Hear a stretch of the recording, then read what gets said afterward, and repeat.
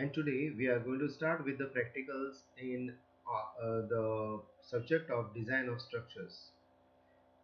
In the practicals, we have been asked to design a one-story building, a single-story building, but for practical reasons, in order to understand how we would take the wall load and the contributory slab load together, I have taken the plan which is having ground floor as well as first floor, but with flat roof.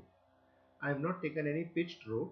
I have taken the plan which is a very simple one, which is more of a rectangular one, or one can say almost a squarish one with flat roof.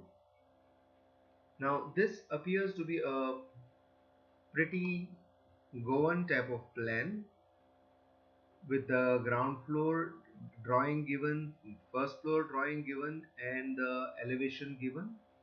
It also appears to be not a submission drawing and not a working drawing, but the first drawing which is given to the owner for his approval for the layout. And at the same time, the drawing is also given to the engineer to check the column positions, and if there is any problem in the overall planning, such as stability, some problem would be occurring in the planning, positioning of the structural elements. So it appears to be that plan. It is not the full-fledged working drawing or the submission drawing which we would submit in the PDA or the municipality for the approvals. Uh, Let us go through the plan which has been given to us, and in this plan let us have a look at the ground floor first.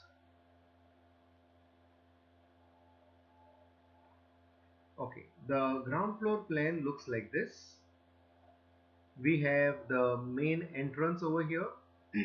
That's a wide entrance, that is 4.58 meters wide, and then we enter the hall. It's a pretty large hall, a centralized hall which we have over here, a pretty large one, that is 4.58 meters wide and 4.73 meters in the other direction, in the lengthwise direction. The hall has all the openings from itself. The hall opens to a toilet on the left hand side, a pretty wide, huge, that is toilet. The 2.12 meter is the width and 2.84 is the length in the longer direction. We have the dining 3.23 meters by 3 meters. The hall opens out to a bedroom on the left hand side corner, which is 3.25 meters by 5.2 meters. There is another bedroom. Some small niche sort of thing has been created over here from the hall to the bedroom. Maybe over here the television or the cupboard, the showcase may be coming up. I feel that that must be the idea of keeping this niche sort of thing, and maybe the door will come over here. The kitchen is on the right hand side. Kitchen joins the dining directly, and behind the kitchen we have a veranda. Now if we observe, all the dimensions have been given in centimeters. All the dimensions. Observe the plan. The plan the way it is. That's the entrance, and on the right hand side of the entrance we have a small garage, maybe keeping some vehicle over here. And then from the entrance there is no connection to the staircase, but the staircase is on the left hand side, totally independent. To go to the first floor, it is totally independent, and the steps start along with the outside steps, and they go up to the mid landing, and probably from there it must be going further. We will be seeing that in the first floor plan.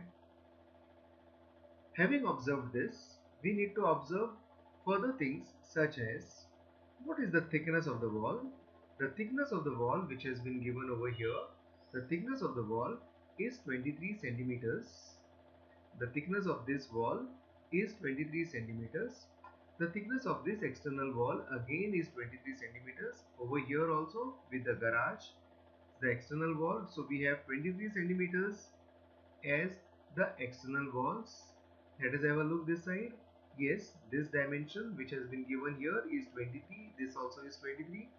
Similarly here also. So it tells me that the external walls are all 23 centimeters. Let us look at internal walls. Internal walls are 11 centimeters.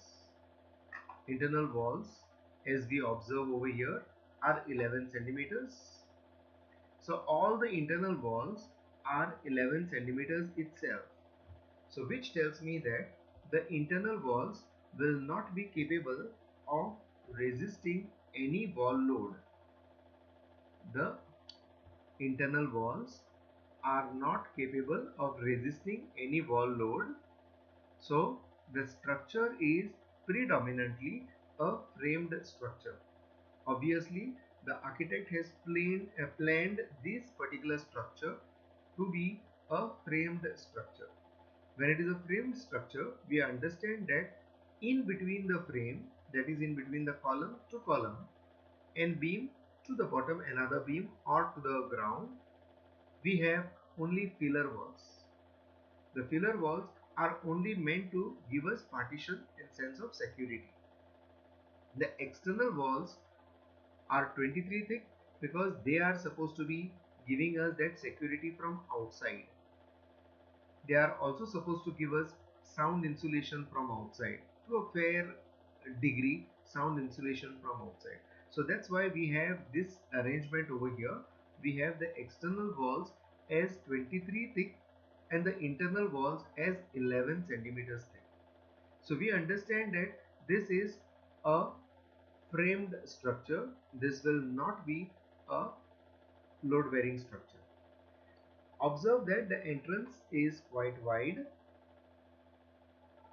Observe that for the hall, the space is quite large. Obviously, the architect as well as the owner will prefer that there should not be any column within this space. We should not provide any column within this space.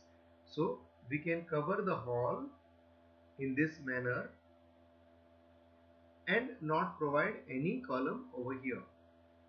Similarly, there is dining over here. Preferably don't have any column within this zone. That's why the architect has not provided any wall over here, even the partition wall, because from the hall one should be able to visualize the dining. From the hall one should be able to see the dining. So probably that's the idea. So from the hall, if at all one is able to see the dining very clearly, the architect must be wanting a free column, free space over here. That's the idea. Also observe another thing. Both the bedrooms are without attached toilet.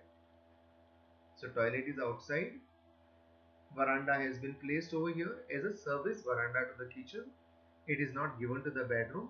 So obviously when I'm looking at the plan, it does not look to be a upper middle class or a rich affluent society plan, but it looks or appears to be a lower middle class or a middle class plan. Now when I'm saying this, it appears, why I'll tell you, because every centimeter has been used of this. There is no offset given, no projection given. So obviously within the site, what I am forced to understand is that the setback must be permitting only maximum this much. So within that setback, whatever is the area available, that is 10.5 meters by 12 meters has been utilized. So we have to keep this in mind that the owner is not very affluent. So don't try some posh things over here, some things which are more artistic in nature. So a plan which is more or less asking me economy, safety and durability at the same time. Having given a look to the ground floor, let us look at the elevation. The elevation talks of the steps starting from the ground and going further. Obviously the mid landing is here and then it continues further. That's the main entrance door with the window on the right hand side and the garage on this side. So we can see the small ramp over here which has been provided. So and for the garage obviously there is a small level difference. The plinth has been given to be 45 centimeters, and we observe that there are 1, 2, 3 risers. So each of the riser is 15 centimeters because total plinth height is 45. 45 divided by 3 gives me each riser as 15 centimeters. Let us try to understand this. There is some projection coming out from the slab, a small slab projection, and the projection vertical coming from the slab, making it 40 centimeters. So it's sort of a pardi which is there over here, and the slab over here which is about 15 centimeters.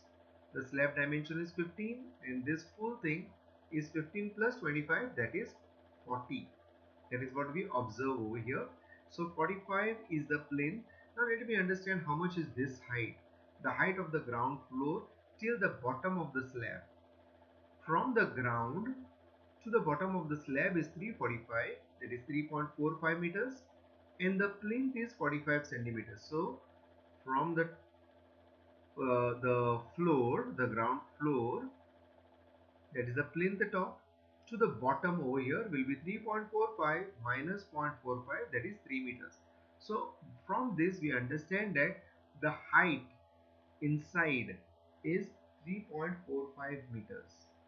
Sorry, 3.45 meters is from ground to top, but the height inside is 3 meters. That is what has been given over here. So we understand this. That's the plan. The staircase is joining next to the entrance, that has got no connection to the ground floor, except that it starts from the ground and it continues further. There is a garage on the right hand side.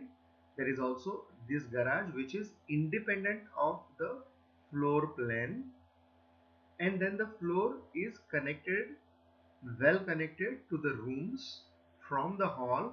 All the rooms have been connected, and we find that all the inside walls are thinner in dimension. They are 11 centimeters in dimension. So that's the ground floor, and that's the elevation.